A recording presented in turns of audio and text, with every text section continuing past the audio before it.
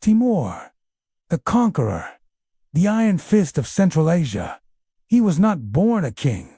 He had no royal blood. He limped from a wound he received as a young man. And yet, he conquered more land than Napoleon, shattered empires, and even crushed a sultan.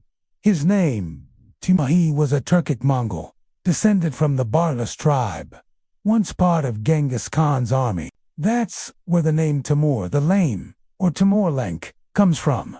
It fueled him. Timur, also known in the West as Tamerlane, was born in 1336, near Kaish, close to Samarkand in modern-day Uzbekistan. From an early age, Timur showed ambition and military talent, but a wound from an arrow in his right leg left him with a permanent limp. Yet his injury didn't weaken him.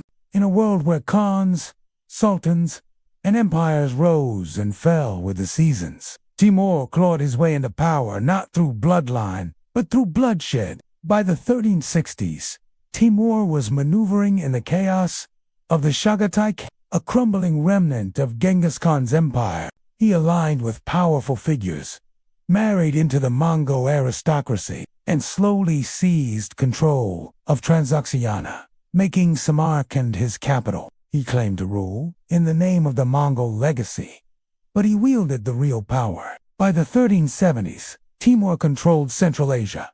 But that wasn't enough. His ambition stretched far beyond the steppes. He stacked their skulls in pyramids as a warning. Between 1389 and 1395, their war raged across the steppes. He destroyed the capital Sarai and crippled the Golden Horde's power for good. Between 1380 and 1387, Timur turned his armies westward toward Persia. The fragmented region, torn by civil wars and weak dynasties, fell one city at a time. He captured Herat Nishapur in Isfahan after a revolt broke out. Timur ordered a massacre. Over 70,000 were reportedly killed. He took his loot and marched back to Samarkand, leaving chaos behind. Timur allowed his troops to plunder the city for days. Countless lives were lost, and the city was devastated. By the end of the campaign, Persia was crushed, and Timur had earned a reputation as a brilliant tactician and a ruthless destroyer. The Ottoman Empire fell into civil war for over a decade. In 1402, at the Battle of Ankara, the two empires clashed. Next, he turned north. The Golden Horde, once a mighty Mongol domain, had fractured into rival. Timur waged war against Toctamish Khan, a former ally who had betrayed him. He died during the march at the age of 68.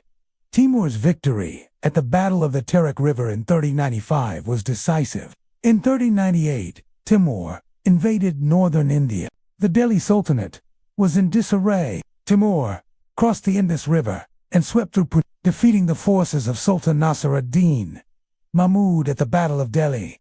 I crushed kings, humbled sultans, and made the world remember my name. I was not a son of a god, but I was the wrath of one. Delhi fell, but Timur wasn't interested in ruling India.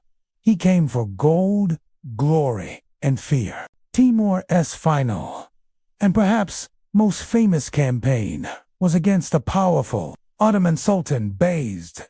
Bayezid had grown powerful in Anatolia.